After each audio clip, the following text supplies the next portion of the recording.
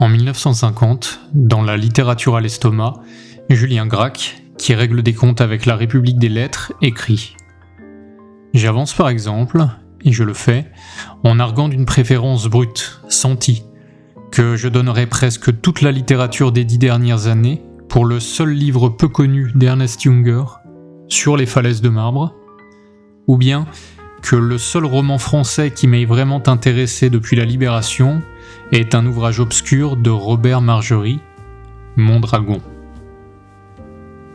L'idée de ce pamphlet fermentait en lui depuis un moment déjà. En effet, en 1948, Gracq s'était fait malmener par certains critiques à propos de sa pièce de théâtre Le Roi pêcheur. À l'époque, il ne chercha aucun droit de réponse. Mais l'orgueil est blessé. Le sang bouillonne, la plaie s'infecte. Dans Lettrine, il se confie.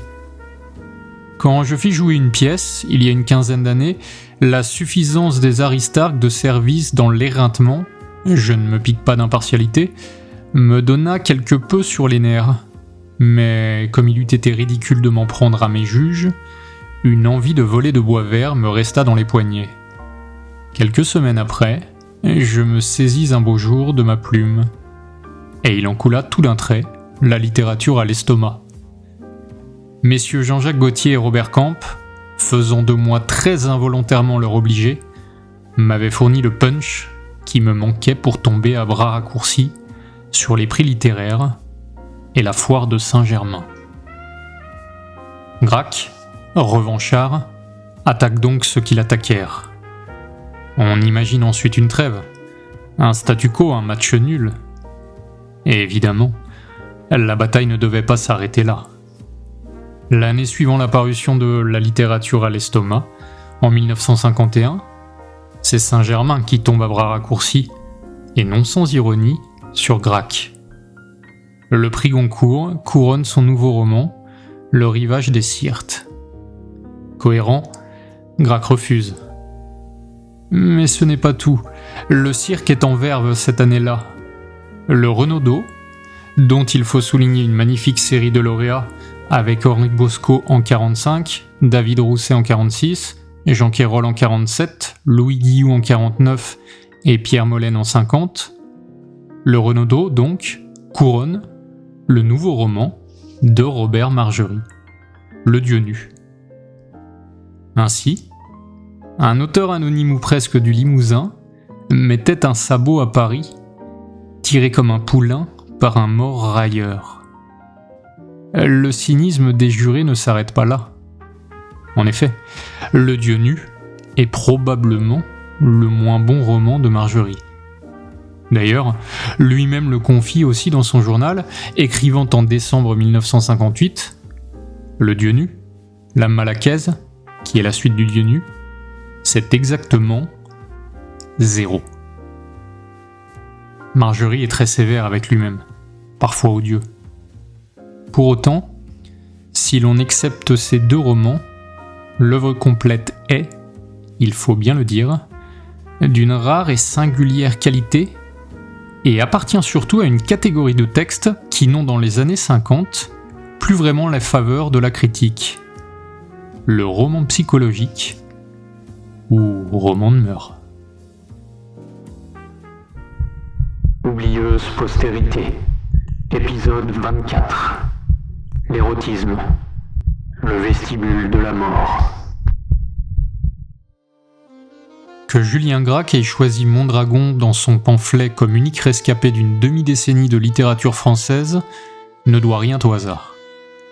Il n'a pas lu dans un journal une recension l'ayant poussé vers ce livre, n'est pas tombé sur le roman de Margerie, au détour d'un étal de libraire, au contraire de Margerie, qui est tombé, un jour lointain, sur un petit volume dans une librairie de Limoges. Je cite « Couverture violet-mauve, cartouche blanc, de style baroque, et au centre, ce titre noir, Au château d'Argol. » Ce livre me saisit immédiatement. Choc visuel, étonnement, séduction du regard. Mais déjà l'imagination est mise en mouvement, excitée par ces mots mystérieusement suggestifs. Et j'ajoute en incise que l'on peut déjà noter cette prose charnelle si propre à Margerie.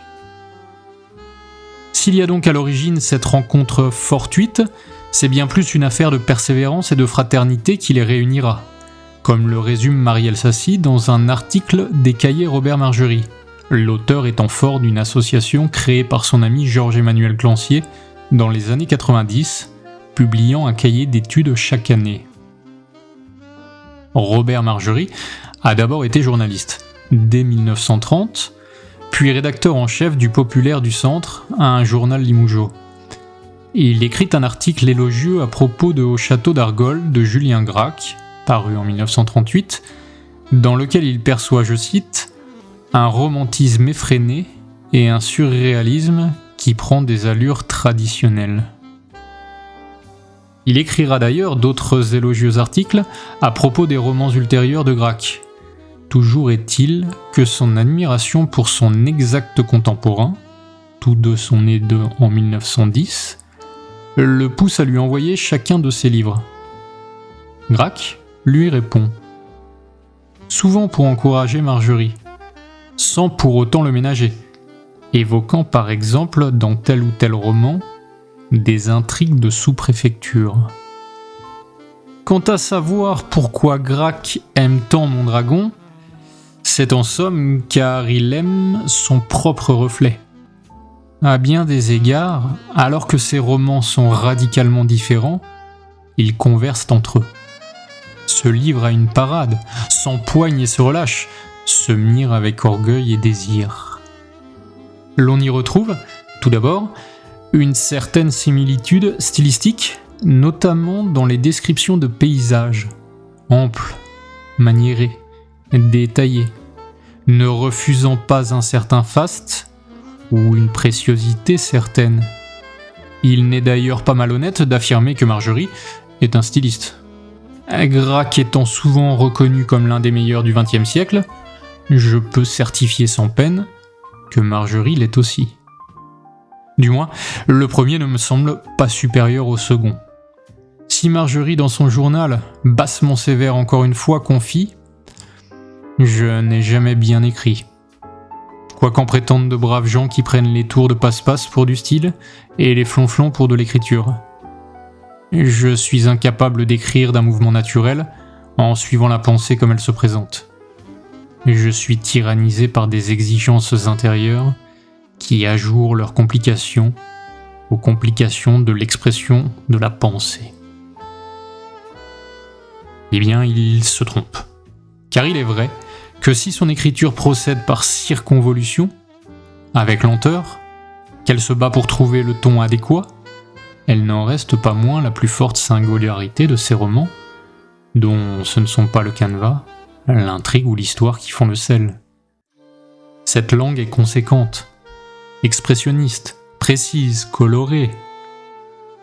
Si elle n'était que cela, nous pourrions en dire autant de pléthore d'écrivains, mais bien sûr, quelque chose de plus est lie Gracq à Margerie, comme une souterraine vocation. Si l'écriture des paysages chez Gracq est absolue tension vers la beauté, comme le dit en d'autres mots André-Pierre de Mandiargue, qui est un ardent lecteur du château d'Argol, mais aussi l'un des premiers à avoir découvert Mondragon, l'ayant mis ensuite dans beaucoup de mains dont celle du Bergouin, l'écriture est chez Margerie, selon les mêmes modalités, absolue tension vers le désir.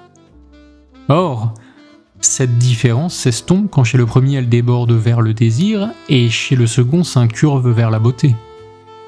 À ce point précis, les deux hommes deviennent peu ou prou jumeaux, c'est-à-dire enfants insatisfaits de l'amour et du néant, pour reprendre le titre de l'essai de Roger Nimier, ce que nous développerons plus tard.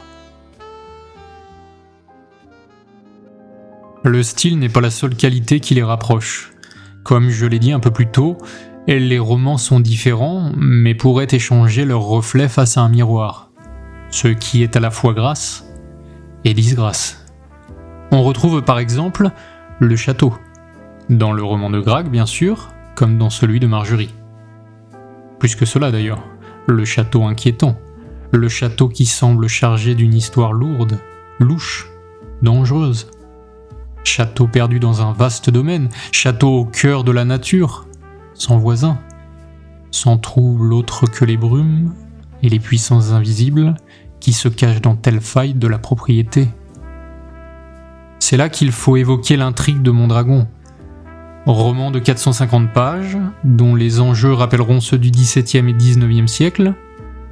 Un écuyer du nom de Dormont est appelé dans le domaine de Mondragon pour s'occuper de l'écurie. Très vite, son comportement à la fois froid et vaniteux va changer les habitudes de la famille bourgeoise qui demeure à Mondragon, et notamment celles des femmes avec lesquelles il se montre dur et charmeur, cruel et provoquant. Une fois le feu des passions allumé, à force d'habileté et de manipulation, toute l'histoire va se précipiter avec une lenteur vicieuse vers la tragédie. Évidemment, on ne peut s'empêcher de penser à Valmont dans Les Liaisons dangereuses. Dormont est bien, pour reprendre le titre de Gracq, un beau ténébreux. Il va tout mettre en œuvre avec détachement, et pourtant une minutie parfaite, pour faire succomber les femmes de ce domaine, à lui peut-être, mais à d'autres aussi, car son désir n'est pas avare. L'est tellement peu qu'une des victimes dira de Dormont, à la fin du roman, qu'il ne pouvait s'attacher à rien de ce monde, car son âme exigeait l'absolu. Voilà bien le meilleur portrait des personnages de Margerie, tourmentés par une avidité qui ne sera jamais repue, même après avoir dévoré sa ou ses proies.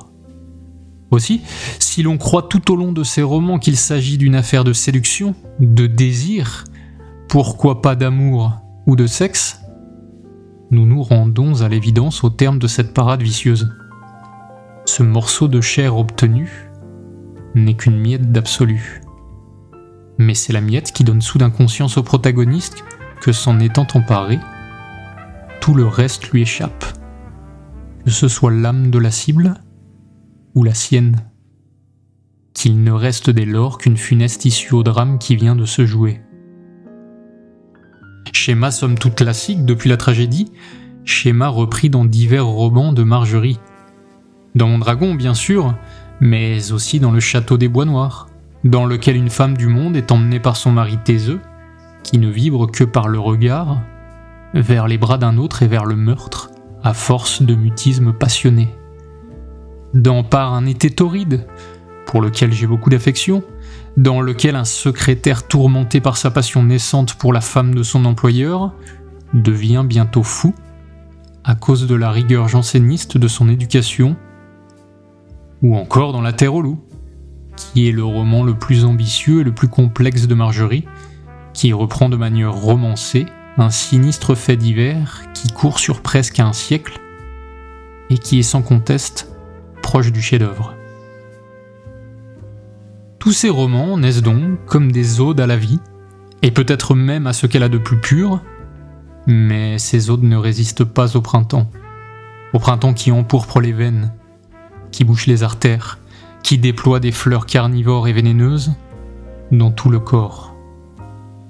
Il n'y a pas d'automne et pas d'hiver dans les romans de Margerie, car tout désir meurt ou s'accomplit au plus fort de l'été, pour ne laisser ensuite que des corps et des esprits desséchés.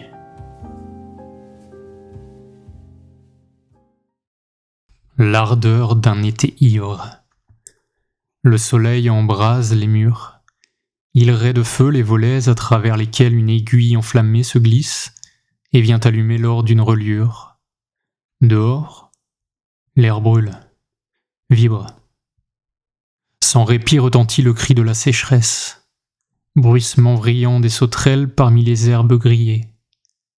Mais ici, dans l'ombre, un silence soyeux descend des hauteurs où se confondent les derniers rayons de livres. Suspension de la vie.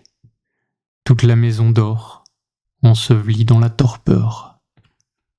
Seul Rex, inflexible, résiste. Son écriture mordante couvre fiche après fiche.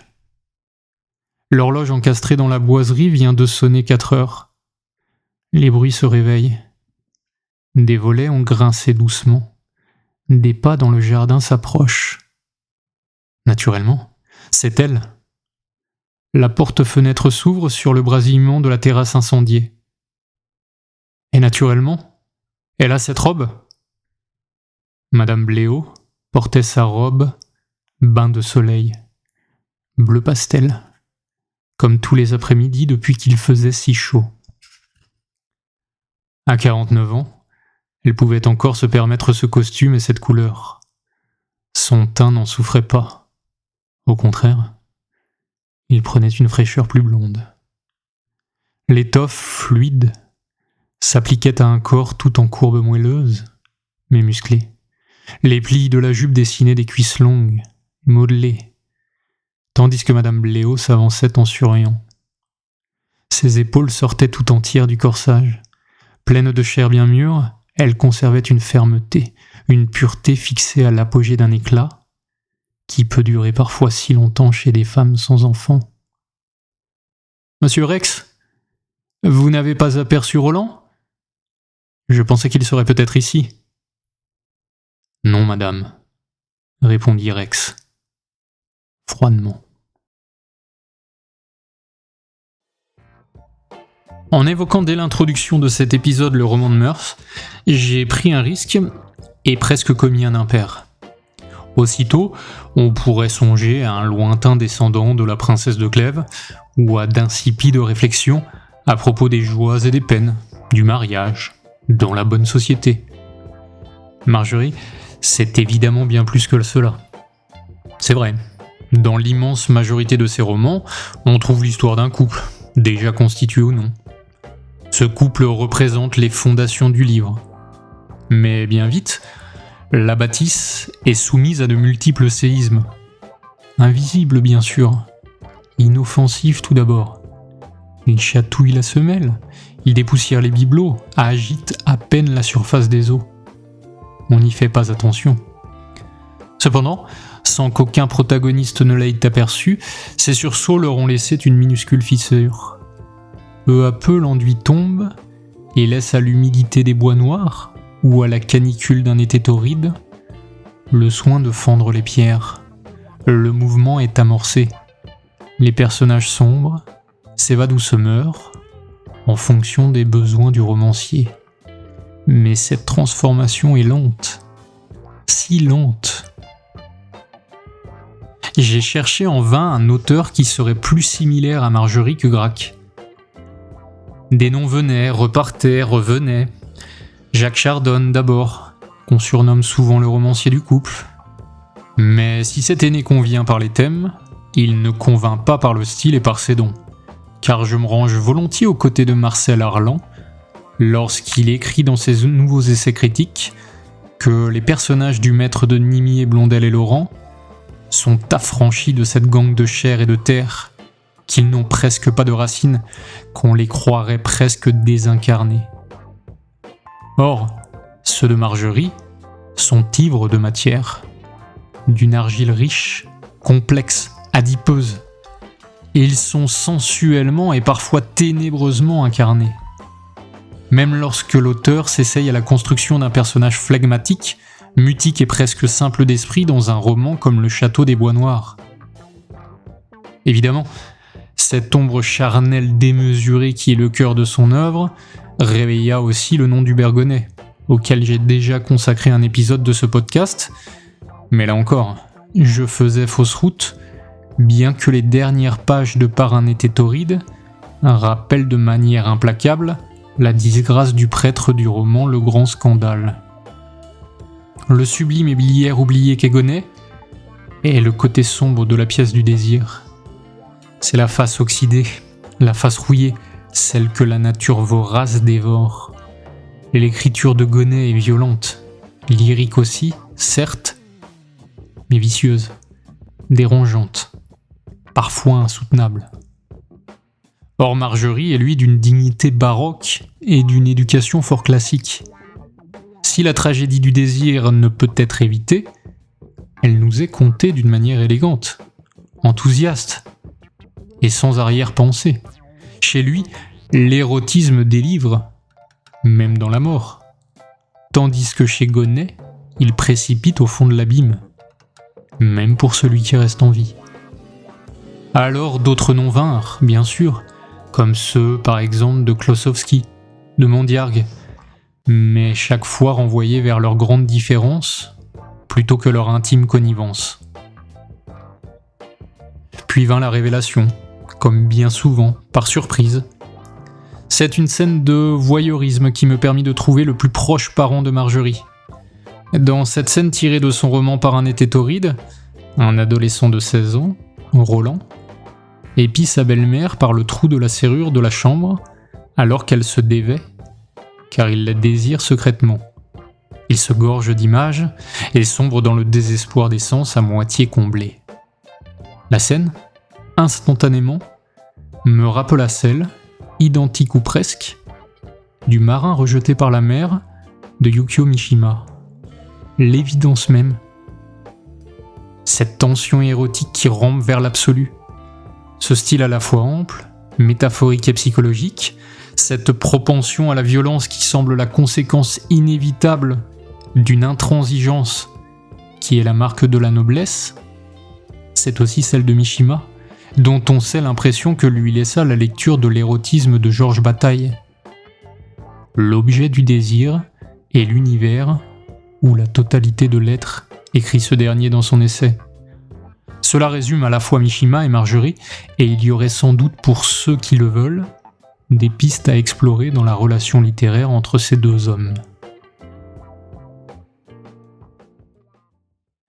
L'érotisme au sens vrai, on pourrait dire au sens noble, pose d'immenses problèmes. Il implique les rapports des âmes à travers ce décor. Il cherche et manque, à travers l'amour, les réponses à toutes les formes de l'angoisse intellectuelle et débouche sur l'univers métaphysique. Il n'y a pour lui un au-delà conscient ou demi-conscient de l'assouvissement charnel. Il est dominateur, implacable, il n'importe, un appel du corps au corps à travers l'avilissement de l'esprit. Ces propos de Thierry Molnier, que Claude Elsen utilise en exergue de son essai Homo Eroticus publié en 1953, expliquent parfaitement la difficulté de l'entreprise littéraire qu'a voulu mener Robert Margerie, qui n'est d'ailleurs pas sans rappeler, mais par des biais sensiblement différents, les recherches de Paul Gaden, dont Le Vent Noir est le roman le plus significativement margericien. Comment accepter notre échec à trouver l'absolu, que ce soit au terme de l'épuisement d'un amour qui se passe de chair, ou celui de l'épuisement d'un désir sans véritable amour. Se peut-il que l'érotisme soit la plus paradoxale antichambre de la métaphysique, ou comme le dit mieux encore André-Pierre de Mandiargue, en évoquant un roman de Bernard Noël, se peut-il que l'érotisme ne soit rien d'autre que le vestibule de la mort? Dans le petit chapitre que Claude Elsen consacre à Dormont, l'écuyer de Mondragon, il tente de montrer que le personnage de Margerie est un vicieux à l'état pur, c'est-à-dire que son vice se passera même à l'occasion de toute représentation concrète. Cette affirmation est d'autant plus vraie que les vicieux de l'auteur ne cèdent pour ainsi dire jamais ou presque à la tentation de la chair. C'est pourquoi les romans de Margerie sont bien plus des romans de la tentation érotique que des romans érotiques. On ne trouvera jamais de description qui donne au lecteur des soudaines poussées de désir ou l'envie de fermer le livre pour s'adonner à d'autres appétits soudains irrépressibles. Aucune véritable scène crue, aucun mot plus haut que l'autre. La dimension purement sexuelle n'existe presque pas chez Margerie. Tout se joue sur le plan mental que nous avons déjà évoqué à propos de l'absolue tension vers le désir. Plus simplement encore, vers cet impérieux, je cite, « besoin de tordre la réalité dans ses mains pour faire jaillir de sa banalité l'impossible ». La littérature de Robert Margerie est donc bien celle qui expose clairement la différence entre érotisme et amour, entre gloutonnerie charnelle et solitude du désir. Solitude du désir aurait d'ailleurs pu être le titre de cet épisode, tant il contient l'idée de la nécessité d'autrui pour faire croître la pulsion, et la malédiction qui tombe sur l'homme lorsqu'il comprend, une fois le fantasme réalisé, qu'il n'est pas plus repu qu'avant, mais qu'il est bien plus seul, découvrant soudain que Dieu n'existe pas, que le monde n'existe pas, qu'il y a là le néant total, et rien que lui pour s'y abîmer. Dans le 3e chapitre de la posthume histoire de l'érotisme, Bataille ne se trompe pas quand il écrit « L'angoisse, quand le désir ouvre sur le vide, et parfois sur la mort, est peut-être une raison de désirer davantage et d'accroître l'attrait de l'objet désiré. Mais en dernier lieu, l'objet du désir a toujours le sens du délice, et cet objet, quoi qu'on en dise, n'est pas inaccessible. » C'est ainsi que les romans psychologiques de Margerie, alors même qu'ils n'ont aucune véritable tentation métaphysique, deviennent la preuve de la bataille sans cesse perdue, de l'esprit et de la chair.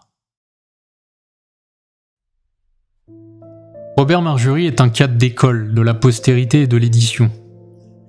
De son vivant, il vendit bien, notamment en raison du Renaudot, qui fit tirer Le Dieu nu à 100 000 exemplaires. Il écrivit, à la toute fin de sa carrière romanesque, La Révolution, une tétralogie qui semble remarquable, mais que je n'ai pas encore lue, allant plus loin encore dans le fait historique qu'il avait commencé à explorer dans son excellent roman précédent, La Terre aux loups. Le dernier tome, qui est aussi son dernier livre, date de 1968.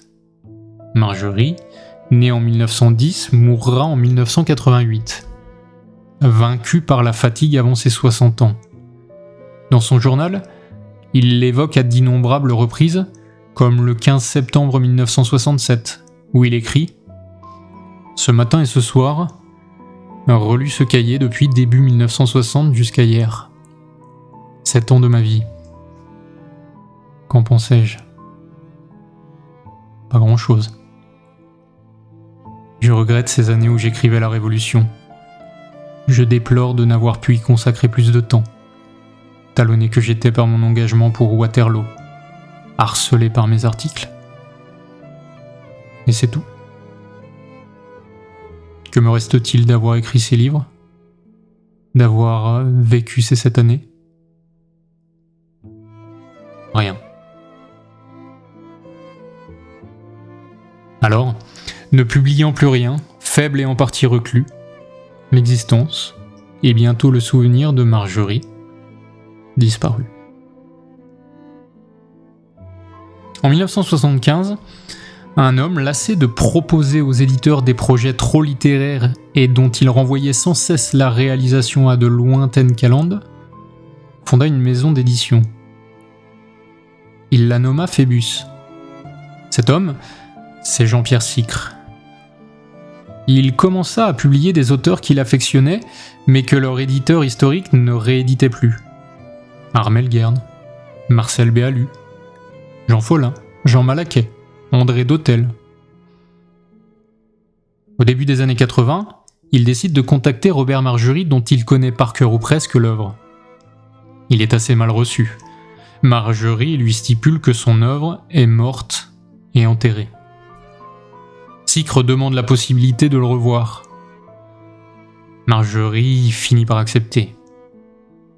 Des négociations commencent alors à propos des livres qu'il voudrait rééditer. Margerie s'y oppose pour certains, argue que Gallimard ne le laissera jamais partir, même si aucune réimpression n'est prévue. Pourtant, Sicre a sa bonne étoile. Gallimard lui répond que Margerie peut disposer de ses titres à son gré, car aucun n'est au programme des années à venir. C'est ainsi que L'île des perroquets est lancé en impression, le titre le plus oublié des romans de Margerie à l'époque, le titre le moins proche de sa manière traditionnelle, le titre que Sicre considère néanmoins comme le plus grand roman marin de notre littérature, toute époque confondue. Titre que Margerie, lui, considère comme un récit d'aventure à saveur d'adolescence. le succès est au rendez-vous. Hubert Join en fait l'éloge dans Le Monde. Soudain grisée, Marjorie retrouve les réflexes de l'écrivain, corrige des énormités. C'est ainsi que ce roman de 1942 trouva enfin le succès, se vendant en quelques années à plus de 100 000 exemplaires. L'éditeur ne s'arrête pas là. Publie d'autres titres. Dans la presse, on s'enthousiasme, on évoque un Grac brutal, sans l'emphase et la préciosité. Puis, le temps rattrape l'écrivain. Et le temps l'emporte. Sicre publie quelques mois après son décès, comme un hommage, les 4 volumes de la Révolution. Et ce sont à nouveau 100 000 exemplaires qui se vendent. Nous sommes en 1989. Que reste-t-il de cette aventure 35 ans plus tard ? Rien. Ou si peu. Comme Bove, comme Calais, comme d'autres, Marjorie a connu un inattendu réveil. Marjorie a même ressuscité de son vivant, grâce à Jean-Pierre Sicre. Grâce, tout simplement, à un éditeur passionné de littérature plus que de vente. Marjorie est depuis retournée à la poussière. La postérité est une rafale dans le désert, une vague qui s'échoue. Elle découvre ou délivre certains auteurs, mais ils finissent toujours par retourner dans les flots sablonneux de leur nécropole.